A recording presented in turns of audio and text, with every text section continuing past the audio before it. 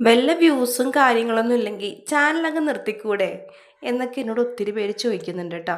നമ്മൾ വ്യൂസിന് വേണ്ടി തന്നെയാണ് വീഡിയോസ് ഇടുന്നത്. പിന്നെ നമ്മുടെ മനസ്സിൻ്റെ ഒരു ഇഷ്ടമുണ്ടല്ലോ, നമ്മൾ കുറേ നാളായിട്ട് ആഗ്രഹിച്ചിരുന്നൊരു കാര്യം, നമുക്കിങ്ങനെ ഇത്രയും സബ്സ്ക്രൈബേഴ്സും ഇത്രയും വ്യൂസും അതേപോലെ അതിൽ നിന്ന് നമുക്കൊരു വരുമാനമൊക്കെ കിട്ടുമ്പോൾ നമ്മൾ അതിൽ ഹാപ്പി അല്ലേ. ചെറുതാണെങ്കിലും ഞാൻ കൊണ്ടുപോകുന്ന എൻ്റെ യൂട്യൂബ് ഫാമിലി എന്നെ എല്ലാം കൊണ്ടും സപ്പോർട്ട് ചെയ്യുന്നവരാണ്. നെഗറ്റീവ് പറയുന്നത് വളരെ കുറവാണ്. വളരെ എന്നെ നന്നായിട്ട് എന്താ പറയുക, പോസിറ്റീവായ രീതിയിൽ ഞാൻ സങ്കടപ്പെടുമ്പോൾ എൻ്റെ കൂടെ വിഷമിക്കുകയും എന്നെ ആശ്വസിപ്പിക്കുകയൊക്കെ ചെയ്യുന്ന എൻ്റെ ഏറ്റവും പ്രിയപ്പെട്ട ആൾക്കാരാണ്. എനിക്ക് നിങ്ങളെ ഇട്ടിട്ട് പോകാൻ പറ്റില്ല കേട്ടോ. ഏറ്റവും കുറഞ്ഞത് ആഴ്ചയിൽ ഒരു വീഡിയോ എങ്കിലും ഇടണം, ഡെയിലി ഓരോ ഷോർട്സ് ഇടണം എന്നൊക്കെയാണ് വിചാരിക്കുന്നത്. പലപ്പോഴും സാഹചര്യങ്ങളുടെ സമ്മർദ്ദം മൂലം എനിക്ക് അത്രയൊന്നും ചെയ്യാൻ പറ്റാറില്ല. എന്നാലും ഞാൻ എന്നെക്കൊണ്ട് പറ്റുന്ന പോലെ ഞാൻ മാക്സിമം വീഡിയോസ് എടുക്കുന്നുണ്ട്. പിന്നെ ഇപ്പോഴത്തെ തിരക്കും കാര്യങ്ങളൊക്കെ നിങ്ങൾക്കറിയാമല്ലോ, അപ്പോൾ കൂടുതൽ നിങ്ങളോട് പറയണ്ടല്ലോ എന്ന് ഞാൻ വിചാരിക്കുന്നു. അപ്പോൾ നമ്മുടെ പുതിയൊരു വ്ളോഗിലേക്ക്, ഒരു ഈവനിങ് നൈറ്റ് വ്ളോഗിലേക്ക് എല്ലാവർക്കും സ്വാഗതം. അപ്പോൾ അത് കുറേ ദിവസം മുന്നേ എടുത്തു വെച്ചതാണ്. ഈ മേൽപ്പറഞ്ഞ തിരക്കുകളാൽ എനിക്ക് എഡിറ്റ് ചെയ്യാനും വോയിസ് കൊടുക്കാനും താമസം വന്നുപോയി. അതിൻ്റെയൊക്കെ ഫാമിലിയിൽ ഒന്ന് രണ്ട് ഫങ്ഷൻസൊക്കെ വന്നു, വേറെ കുറേ ഇഷ്യൂസൊക്കെ വന്നു. അപ്പോൾ അങ്ങനെ വന്ന് നമ്മൾ അങ്ങനെ എഡിറ്റ് ചെയ്യാണ്ട് വെച്ചിരുന്നൊരു വീഡിയോയാണ് കേട്ടോ ഇത്. അപ്പോൾ നമ്മളിതാ ബീഫ് ഉപ്പും മഞ്ഞളിട്ട് വേവിച്ച് മാറ്റി വെച്ചിട്ടുണ്ട്. അപ്പോൾ ഒരു കുറച്ച് മാങ്ങ, എൻ്റെ വീടിൻ്റെ അടുത്ത് എൻ്റെ അപ്പച്ചൻ്റെ കൂട്ടുകാരൊക്കെ ഉണ്ട്. അതായത് ഇപ്പോൾ എൻ്റെ അപ്പച്ചൻ 56ാമത്തെ വയസ്സിൽ മരിച്ചതാണ്. ഇപ്പോൾ 15 വർഷമായി. അപ്പോൾ അത്രയും പ്രായമുള്ള, അല്ലെങ്കിൽ അതിനേലും ഒരു 5 വയസ്സൊക്കെ എളുപ്പമുള്ള അപ്പച്ചൻ്റെ കൂട്ടുകാരൊക്കെ ഉണ്ട്. അപ്പോൾ അവരുടെ വീട്ടിൽ മാങ്ങ ഉണ്ടാകുമ്പോഴും എന്തെങ്കിലുമൊക്കെ ഉണ്ടാകുമ്പോഴൊക്കെ എനിക്കൊരു ഇച്ചിരി പങ്ക് കൊണ്ടുവന്ന് തരും. കാരണം പണ്ട് എൻ്റെ അപ്പച്ചൻ അവർക്ക് കൊടുത്ത സ്നേഹത്തിൻ്റെ ഒരു ബാക്കിയാണ് അവരെനിക്കിപ്പോൾ തന്നത്. ജോർജിൻ്റെ മോളെ അല്ലെങ്കിൽ ജോർജ് കുട്ടി എന്ന് വിളിച്ചിട്ടാണ് അതെനിക്ക് കൊണ്ടുവന്നത്. അങ്ങനെ ഇവിടുത്തെ ഒരു അച്ചച്ചൻ കൊണ്ടുവന്ന് തന്നതാണ് എനിക്ക് ഈ മാങ്ങ.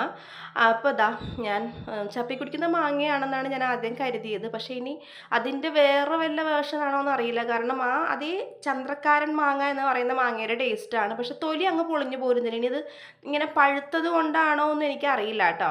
അപ്പോൾ നല്ല മധുരമുള്ള മാങ്ങയായിരുന്നു. പക്ഷെ കുറച്ചൊക്കെ കേടുണ്ടായിരുന്നു. നാട്ടുമാങ്ങ ആകുമ്പോൾ അങ്ങനെയാണല്ലോ, കുറേയൊക്കെ കേടുണ്ടാവും. അത് മരുന്നൊന്നും അടിക്കാത്തതുകൊണ്ടും നല്ല രീതിയിൽ നല്ല ടേസ്റ്റ് ഉള്ളതുകൊണ്ടും പുഴുവും കാര്യങ്ങളൊക്കെ വരികയും ചെയ്യും. അപ്പോൾ തൊലി അങ്ങ് പൊളിച്ചെടുക്കാൻ പറ്റുന്നുണ്ട്. അപ്പോൾ ഞാൻ തൊലി ഇങ്ങനെ കത്തിയും കൊണ്ട് ചെത്തി കൊടുത്തു. പിന്നെ കൊതി കാരണം 1-2 എൻ്റെ പുന്നാര മോൾ എടുത്ത് കഴിച്ചു. അപ്പോൾ ഞാൻ അങ്ങനെ കൊടുക്കും കേട്ടോ. എടുക്കണ്ടെന്ന് പറയില്ല. ഇപ്പോൾ എടുക്കണ്ടെന്നൊക്കെ പറയുന്നത് ഞണ്ട്, ചെമ്മീൻ, അതിനൊക്കെ നമുക്കൊരു കുറച്ചൊക്കെ അല്ലേ നമ്മൾ മേടിക്കുള്ളൂ. അപ്പോൾ ഒരുപാട് എടുക്കണ്ട, ഒന്നാമത് അധികം കഴിച്ചെന്തെങ്കിലും അലർജിയൊക്കെ വന്നാലോ എന്ന് കരുതിയിട്ട് അതിനൊക്കെ കുറച്ചെടുത്താൽ മതി എന്നൊക്കെ പറയത്തുള്ളൂ. പിന്നെ ബാക്കി നമ്മുടെ വീട്ടിൽ വെക്കണതൊക്കെ ഞാൻ കൊടുക്കാറുണ്ട് കേട്ടോ. കണ്ണുരുട്ടി കാണിക്കാറൊന്നുമില്ല, കുറവാണ് കാണിക്കൽ. കാണിക്കുന്നത് ഈ മേൽപ്പറഞ്ഞ ചെമ്മീൻ, ഞണ്ട് പോലുള്ള സാധനങ്ങൾക്കാണ്. അപ്പോൾ ഇതൊക്കെ ചോദിക്കുമ്പോൾ കൊടുക്കും. അപ്പോൾ ഞാൻ കരുതി എണ്ണം കുറഞ്ഞപ്പോഴത്തേനും നമ്മുടെ മാത്തയിലുണ്ടായ ഒരു മാങ്ങയും കൂടി ഇടാം. എന്നിട്ട് ഒരു മാങ്ങ ഇങ്ങനെ ചെറുതായിട്ട് കഷ്ണിച്ച് അതിലേക്ക് ഇട്ടു. പിന്നെ ഉപ്പും മഞ്ഞളും പച്ചമുളകും വെള്ളവും പിന്നെ കുറച്ച് പഞ്ചസാര ഒഴിച്ചു. നല്ല മധുരമുണ്ട്. എന്നാലും നമ്മൾ മാമ്പഴ പുളിശ്ശേരി ഉണ്ടാക്കുമ്പോൾ ശർക്കരയോ പഞ്ചസാരയോ ചേർക്കാറുണ്ട്. അപ്പോൾ അതൊരു ഒരു കുറവല്ല കേട്ടോ. അപ്പോൾ ഞാൻ അങ്ങനെ മാങ്ങയെല്ലാം വേകാൻ വേണ്ടി വെച്ചിട്ടുണ്ട്. അപ്പോൾ ഈ മാമ്പഴ പുളിശ്ശേരി ഇവിടെ ആദ്യമൊക്കെ ഉണ്ടാക്കുമ്പോൾ നമ്മുടെ വീടിൻ്റെ അടുത്തൊരു വലിയൊരു വർക്ക്ഷോപ്പ് ഉണ്ട്. ഞാൻ പുറകിൽ നിന്ന് പറയാം.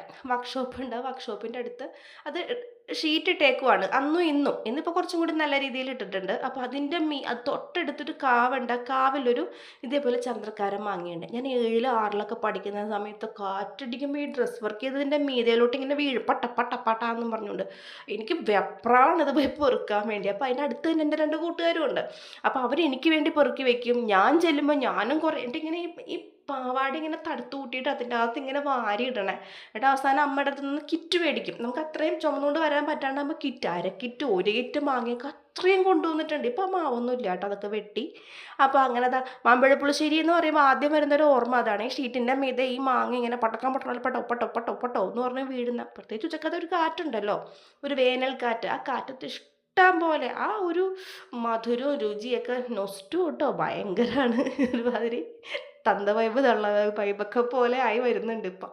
അങ്ങനെ ഈ വെന്ത് വന്ന മാങ്ങയിലിട്ട് നമ്മൾ തേങ്ങ അരച്ചിട്ട്, അത് ഉള്ളിയല്ലല്ലോടാ, വെളുത്തുള്ളി പിന്നെ കുറച്ച് ജീരകം ഇട്ടില്ലെങ്കിലും കുഴപ്പമില്ല കേട്ടോ. പിന്നെ കുറച്ച് കുരുമുളക് ഇത്ര ഇട്ടിട്ട് നന്നായിട്ട് അരച്ചെടുക്കുക. ടേസ്റ്റിന് ഇത്തിരി വേപ്പില വേണമെങ്കിൽ ഇട്ടുള്ളൂ, സൂപ്പറാണ്.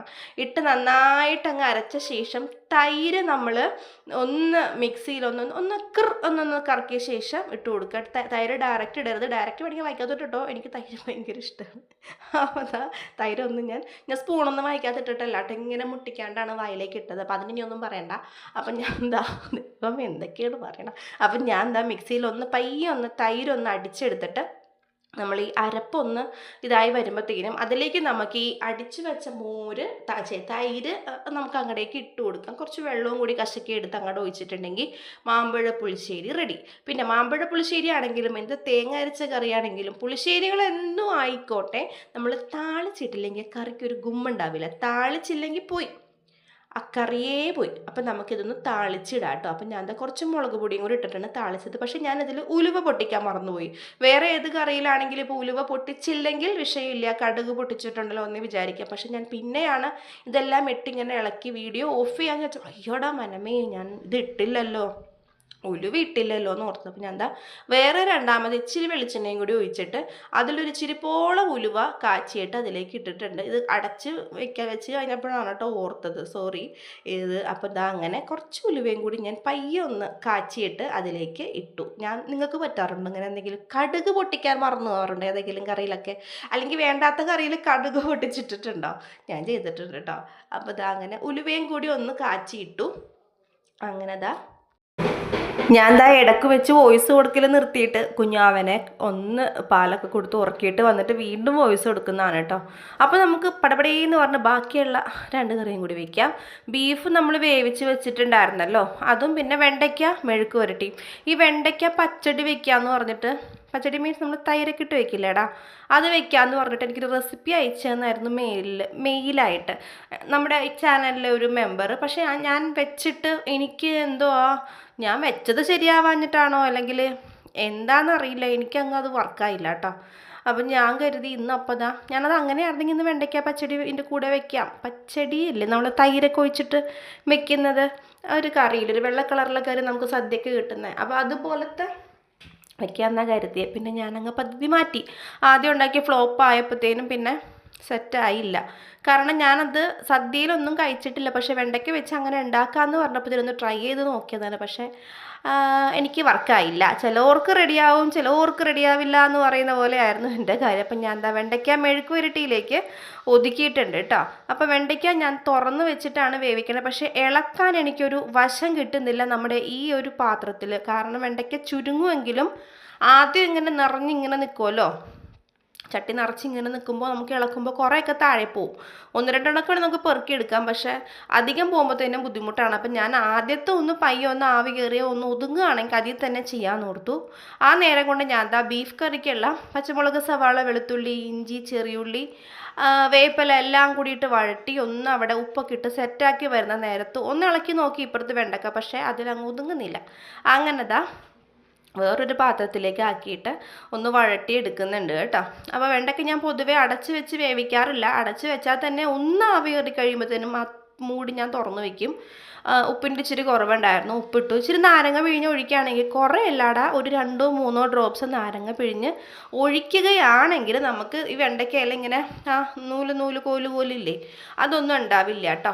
അങ്ങനെ നമുക്ക് ബീഫ് കറി സെറ്റാക്കി എടുക്കാം. ബീഫ് കറിയൊക്കെ എപ്പോഴും വയ്ക്കുന്ന പോലെ മഞ്ഞൾപ്പൊടി, മല്ലിപ്പൊടി, മുളക് പൊടി, ഗരം മസാല, ബീഫ് മസാല. ചിലപ്പോൾ ഞാൻ നല്ല ഗരം മസാല നല്ല ഫ്ലേവറിനാണ് നമ്മുടെ വീട്ടിൽ തന്നെ പൊടിച്ചതാണ് എങ്കിൽ ഞാൻ ചിക്കൻ മസാലയോ ബീഫ് മസാലയോ ഒന്നും ഇടാറില്ല. പക്ഷേ ഇവിടെ ഞാനിപ്പോൾ കടയിൽ നിന്ന് മേടിച്ച ഗരം മസാലയാണ്. കാരണം ഇപ്പോൾ ഒന്നും അങ്ങ് ഉണ്ടാക്കി വെക്കാനങ്ങ് ഒക്കുന്നില്ല. നമുക്ക് അങ്ങനെ ഒരു കോർഡിനേറ്റ് ചെയ്ത് അടുക്കളയിലെ കാര്യങ്ങൾ കൊണ്ടുപോകാനുള്ളൊരു മൈൻഡൊക്കെ ഒരു ഇച്ചിരി കുറഞ്ഞു. കാരണം നിങ്ങൾക്കറിയാം, നമുക്ക് വീട്ടിൽ പുതിയൊരു കുഞ്ഞുള്ളപ്പോൾ, കാരണം 4 മാസം അവൾക്ക് ആകുന്നേ ഉള്ളൂ. അപ്പോൾ എപ്പോഴും അവൾക്ക് അമ്മേനെ ആവശ്യമാണ്, എപ്പോഴും അമ്മേനെ ആവശ്യം. നമുക്കാണെങ്കിൽ നോക്കാൻ വേറെ ആരുമില്ല. ഞാനും അന്നമ്മോളും ചേട്ടനും കുഞ്ഞും അപ്പവും മാത്രമേ ഉള്ളൂ. അപ്പോൾ അവരും കുഞ്ഞുങ്ങളാണല്ലോ, ജോക്കുട്ടനും കുഞ്ഞാണ്, അന്നയും കുഞ്ഞാണ്. നമുക്ക് അവരെ ഏൽപ്പിക്കുന്നതിനൊരു പരിധിയുണ്ട്. അപ്പോൾ അങ്ങനെ ഇപ്പോൾ തലേ ദിവസം തന്നെ പദ്ധതികൾ ഇങ്ങനെ പ്ലാൻ ചെയ്ത് വരുന്ന പരിപാടിയൊക്കെ കുറേയൊക്കെ എൻ്റെ കയ്യിൽ നിന്ന് അങ്ങ് വിട്ടുപോയി. ഇനി അതൊക്കെ ഒന്ന് കുഞ്ഞിൻ്റെ പാലുകൂടിയൊക്കെ ഒന്ന് കുറഞ്ഞ് അവൾക്ക് സോളിഡ്സൊക്കെ സ്റ്റാർട്ട് ചെയ്ത് നന്നായിട്ട് അങ്ങനെ കുറച്ചും കൂടി ഒന്ന് വളർന്ന് കഴിയുമ്പോഴത്തേനും നമുക്ക് പഴയ പോലെയുള്ള വീഡിയോസൊക്കെ ആക്കി എടുക്കാം കേട്ടോ. ഇപ്പം എൻ്റെ പൊന്നു കൂട്ടുകാർ ഇങ്ങനെയുള്ള വീഡിയോസ് കൊണ്ടൊക്കെ അഡ്ജസ്റ്റ് ചെയ്യുക. അപ്പോൾ ഇതാ അങ്ങനെ ബീഫ് കറിയൊക്കെ സെറ്റാക്കി. ബാക്കി ഉണ്ടായിരുന്ന കുറച്ച് ബീഫ് ഞാൻ കട്ട്ലേറ്റ് ഉണ്ടാക്കാമെന്നുള്ളൊരു ഇതിൽ മാറ്റി വെച്ചു. എനിക്കറിയാം കട്ട്ലേറ്റ് ഉണ്ടാക്കലൊന്നും നടക്കില്ല, എന്നാലും എല്ലാ തവണയും ഞാൻ ഉണ്ടാക്കുന്ന ബീഫിൽ നിന്ന് കുറച്ചെടുത്ത് മാറ്റി വയ്ക്കും. എന്തിനോ എന്തോ എന്നിട്ടത് 2 ദിവസം കഴിയുമ്പോൾ വല്ല പച്ചക്കയോ ഉരുളക്കിഴങ്ങും ഇട്ട് വെക്കും. ചില സമയത്ത് ഞാൻ ചിക്കൻ ബോൺലെസ് എടുത്ത് മാറ്റി വയ്ക്കുമ്പോൾ കട്ട്ലേറ്റ് ഉണ്ടാക്കാനാണ് വെക്കുന്നത്, പക്ഷേ ചേട്ടനെടുത്ത് സൂപ്പ് ആക്കാറുണ്ട് കേട്ടോ. സൂപ്പ് ആക്കി വെക്കാറുണ്ട്. ചിലപ്പോൾ കുഞ്ഞൊക്കെ ആവുന്നതിന് മുന്നേ ഞാൻ കട്ട്ലേറ്റൊക്കെ മിക്കപ്പോഴും ഉണ്ടാക്കുമായിരുന്നു. ആ ഒരു ഓർമ്മയിലാണ് അങ്ങനെ അതാ വേസ്റ്റൊക്കെ ഞാനെടുത്ത് വേസ്റ്റ് ബാസ്ക്കറ്റിലാക്കിയിട്ടുണ്ട്. എനിക്ക് പുറത്തധികം നിന്ന് തിരിയാൻ പേടിയാണ്, കാരണം പാമ്പുണ്ടാവുമോ. നിങ്ങളുടെ അവിടെയൊക്കെ എങ്ങനെയാണ്, പാമ്പിൻ്റെ ശല്യം ഉണ്ടോ? അപ്പോൾ ഇതാ അന്നമോള് എന്തോ ഒരു ബീഫ് തന്നെ ഇച്ചിരി ഉപ്പ് നോക്കട്ടെ എന്ന് പറഞ്ഞിട്ട് എനിക്കും ഉണ്ടായിരുന്നു കുഞ്ഞിലി പരിപാടി. അപ്പോൾ ഇതാ അവൾ അങ്ങനെ നോക്കുന്നുണ്ട്. അപ്പോൾ ഇതാ ഉപ്പും മുളകും കണ്ടുകൊണ്ടിരിക്കുകയാണ്. അങ്ങനെ കുഞ്ഞിനെയൊക്കെ കുറേ നേരം കളിപ്പിച്ചു. അവൾക്കാണെങ്കിൽ ഇടയ്ക്കിടയ്ക്ക് എന്നെ കാണണം. ഇത് എന്താണെന്നോ അറിയില്ല, നമുക്കിങ്ങനെ പറയില്ലേ, നമ്മൾ കുറച്ച് ഇപ്പോൾ 22 വയസ്സിലാണ് അന്നമോളെ പ്രസവിച്ചത്. ആ സമയത്ത് കുഞ്ഞുങ്ങളോടുണ്ടായിരുന്നതിനേലും അറ്റാച്ച്മെൻ്റാണ് ഇപ്പോൾ പൊടിക്കുഞ്ഞുങ്ങളെയൊക്കെ നമ്മുടെ കയ്യിൽ കിട്ടുമ്പോൾ. നമ്മൾ പ്രസവിച്ച മക്കളെ ഞാൻ ചിലപ്പോൾ വിചാരിക്കും അന്നമോളുടെ ആ ഒരു പ്രായമൊന്നും എനിക്ക് ഇവിടെ തിരിച്ച് കിട്ടിയിരുന്നെങ്കിൽ എനിക്ക് അവളെ കുറേ സ്നേഹിക്കായിരുന്നു, കുറേ. പക്ഷേ എല്ലാവരും പറഞ്ഞ അന്നയുടെ അതേ മുഖമാണ് എൽസക്ക്, അത് തന്നെയാണ് എൽസ എന്താ പറയണേ. അപ്പോൾ നമുക്ക് ഭയങ്കര സന്തോഷമാണ് കേട്ടോ. ശരിയാണ്, അന്നമോളുടെ കുർബാൻ മാമോദീസയുടെ ആൽബത്തിലൊക്കെ ഉള്ള അതേ മുഖം തന്നെയാണ്. പിന്നെ ആൽബം ഒന്നും വേണ്ട, ഞാൻ അവളുടെ അമ്മയല്ലേ, എനിക്കറിയാലോ എൻ്റെ കുഞ്ഞ് എങ്ങനെയാണ് കുഞ്ഞിലിരുന്നതെന്ന്. ജോക്കുട്ടിനെ പോലെയാണെന്ന് എല്ലാവരും പറഞ്ഞിരുന്നെങ്കിലും പ്രസവിച്ച് നമ്മുടെ കയ്യിൽ കൊണ്ടുവന്ന് തന്നപ്പോഴത്തേന് ശരിക്കും അന്നമോള് തന്നെയായിരുന്നു. ശരിക്കും അവളെ ഞാൻ പ്രസവിച്ച് ആദ്യം കണ്ട മുഖം എന്താണോ അത് തന്നെയായിരുന്നു എൽസയുടെ. അപ്പം ഞാൻ ഇങ്ങനെ അത്ഭുതപ്പെട്ടു പോയിട്ടുണ്ട്. അയ്യോടാ, എൻ്റെ മക്കൾ ഇപ്പം അന്നമോളിപ്പോൾ ഒരു 10-20 വയസ്സായാലും ആ സമയത്ത് ഇവള് അന്നമോളുടെ പ്രായമായിരിക്കും എൽസ. അപ്പോൾ എനിക്ക് അന്നമോളെ ആ ഒരു കുഞ്ഞിലെ കാണാം, അത്രയ്ക്കും രൂപസാദൃശ്യമാണ് രണ്ടുപേരും തമ്മിൽ എന്ന് ഞാൻ അങ്ങനെയാണ് ഇപ്പോൾ എനിക്കിപ്പോൾ ഫീൽ ചെയ്യുന്നത്. അങ്ങനെയാണ് അന്ന ഇരുന്ന പോലെ തന്നെയാണ് ഇപ്പോൾ ഇരിക്കണേ. വലുതാകുമ്പോൾ ഇനി മുഖം മാറുമോ എന്ന് എനിക്കറിയില്ല, എൻ്റെ പ്രതീക്ഷയാണ് ഞാൻ പറഞ്ഞത്. ഇനി വലുതാകുമ്പോൾ മുഖം മാറുമോ എന്നൊന്നും എനിക്കറിയില്ല. അപ്പം ഞാൻ എന്താ ചേട്ടനെ വിളിച്ചപ്പോൾ ചേട്ടൻ വൈകിയേ വരുള്ളൂ, ഫുഡ് കഴിച്ചോളൂ എന്ന് പറഞ്ഞിട്ടുണ്ട്. അപ്പം ഞാൻ എന്താ മാമ്പഴപ്പുളിശ്ശേരിയും വെണ്ടയ്ക്ക മെഴുക്കുവരട്ടിയും ബീഫ് കറിയും പിന്നെ കുറച്ച് അച്ചാറും കൂടി ആക്കിയിട്ട് ചോറ് എടുക്കുന്നുണ്ട് കേട്ടോ. അച്ചാർ ഞാൻ അന്നനെ കാണിക്കാണ്ട് മാറ്റി വെച്ചിരിക്കണേ വേറൊരു പാത്രത്തിൽ. കാരണം അവൾക്ക് അച്ചാർ കൊടുക്കുക എനിക്ക് ഇച്ചിരി മടിയാണ്, കാരണം രാത്രിയൊക്കെ തുമ്മലൊന്നും, അതേ ഏട്ടനും കൂടി വീട്ടിലില്ല. അപ്പോൾ അതുകൊണ്ട് തന്നെ അച്ചാർ അവൾക്ക് കൊടുത്തില്ല. ഞാനും ജോക്കൂട്ടിനടുത്ത പ്ലേറ്റിൽ കാണാണ്ട് ഇച്ചിരി പൂത്തി വെച്ചിട്ടുണ്ട്. ജോക്കൂട്ടിന് ഇച്ചിരി അച്ചാറുണ്ടെങ്കിൽ തൊണ്ടയിൽ അങ്ങ് ചോറ് ഇറങ്ങിക്കോളും. മാമ്പഴപ്പുളിശ്ശേരി അവന് ഇഷ്ടമാണ് കേട്ടോ. അപ്പോൾ ഇതാ ഇന്നത്തെ വിശേഷങ്ങൾ ഇത്രയേ ഉള്ളൂ. വീഡിയോ കണ്ട എല്ലാവർക്കും താങ്ക് യു സോ മച്ച്. ഒന്ന് ആഞ്ഞു പിടിച്ച് നമുക്കിത് ഈ ആഴ്ചയോ അല്ലെങ്കിൽ അടുത്ത ആഴ്ചയോ 50K സബ്സ്ക്രൈബേഴ്സ് ആക്കാം. താല്പര്യമുള്ളവരാണെങ്കിൽ ഒന്ന് സബ്സ്ക്രൈബ് ചെയ്ത് വിടാം കേട്ടോ. അപ്പോൾ വീഡിയോ കണ്ട എല്ലാവർക്കും താങ്ക് യു.